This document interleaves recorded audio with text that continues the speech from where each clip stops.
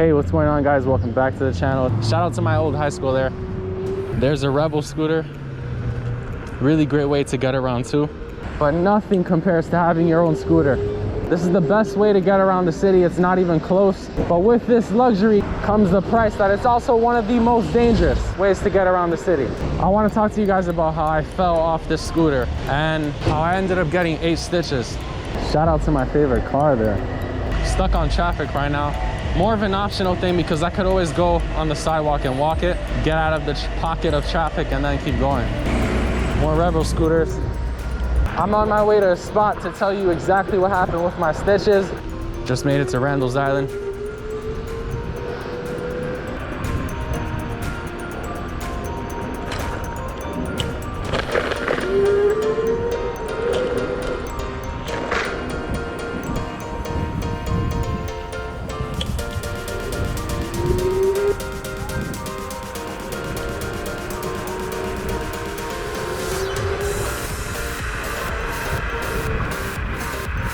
Great view.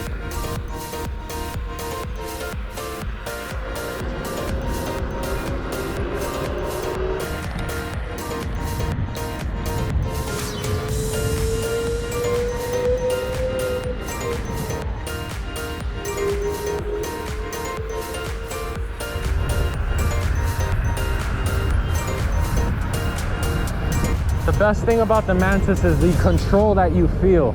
At high speeds, you're not worried about wobbling or anything except the handlebars. Having a grip on the handlebars, I would say, is the most challenging part about the Mantis. Here comes a big incline. We're gonna test the Mantis right now. This thing eats it like nothing, guys. Like nothing, cakewalk. By the way, something I did not mention is I'm about 6'1", and the height that you are while on this scooter, this puts me at about 6'6". And this is important because you can see sudden stops ahead of you. So here we have it. This is the Kaabo Mantis from Fluid Freeride. Does not come with the light and horn, and does not come with the bag, sold separately. And here is one of the most distinguishing features of the Mantis, its shocks. Having that Mantis-like arm in the front, as well as having shocks in the back. This is the base model. The way you know is because of the 17.5 milliamp hour battery. The Pro model has an LG battery at around 24.5 milliamp hours, more range, more speed a little bit. Custom mud guard attached because the water would run up off the stock one. This scooter is amazing. It has dual 1000 watt motors, enabling you to go to a max speed of just over 40 miles per hour, maybe 40 depending on your weight. The weight capacity on this is about 250 to 260 pounds. I'm not exactly sure. And yes, this is the scooter after my fall. What happened was, scratched the bag, I hit the corner top, scrape here, tough scrape there. There's the other side of the handlebar, and a scratch here and here. The covers also got grazed. For the fall I had, this is very minor. This is no big deal at all. I had to move to another area because I was getting bit up by mosquitoes, but here's the view of the Mantis. This slide is awesome. It comes with the attached horn, and it really gets people alert that you are around, which is very important. Overall, this is an amazing scooter and actually one of the fastest of its class, especially for the price. Now I want to talk to you about why and how I fell. I was on my way to get a haircut the day before a big trip. This is fairly a new route for me, meaning I've only done this the second time, which was the time I fell. No problems with the scooter.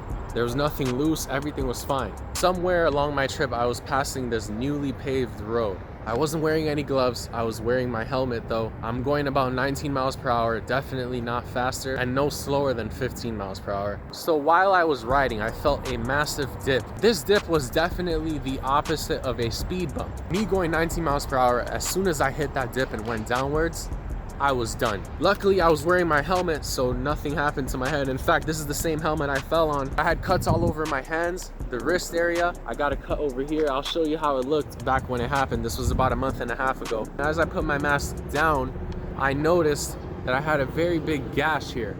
It looks like one of those cuts on the eyebrow from boxers, except it's on the chin. I ended up getting 8 stitches here. How many stitches?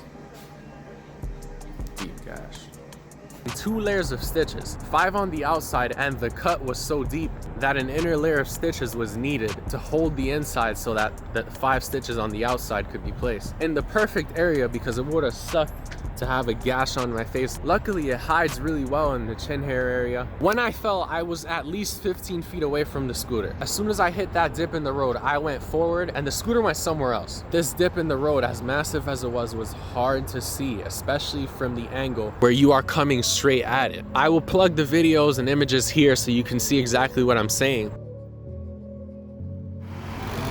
This is how it looks on the street. Look how massive that looks from me zooming in from this far. While riding straight ahead, if you're looking forward, it looks like it's nothing. And that's the problem. I filed a report on 311. I contacted a law firm because for a newly paved road, this dip in the road is definitely a defect. The law firm basically told me, yeah, we understand what happened to you, and unfortunately, because your injuries are minor, we wouldn't want to pursue this and escalate this. In other words, my injuries were not severe enough to make money. If this same principle would have happened and I would have broke a bone, God forbid, I'm happy that I didn't break anything. I'm healthy, I'm fine. There's no money you could put to that. It's wrong that the city is not held liable for such a defect. So my experience, I definitely don't blame the scooter. This was my fault. And one of the most dangerous things about riding electric scooters is when something bad happens, the danger level is severely high because you are on a scooter. On a motorcycle and on a scooter, any vehicle where you're free, even bikes, your body is exposed way too much. You've got to do the responsibility that I did not do and cover up. I got cuts on exactly where these pads are.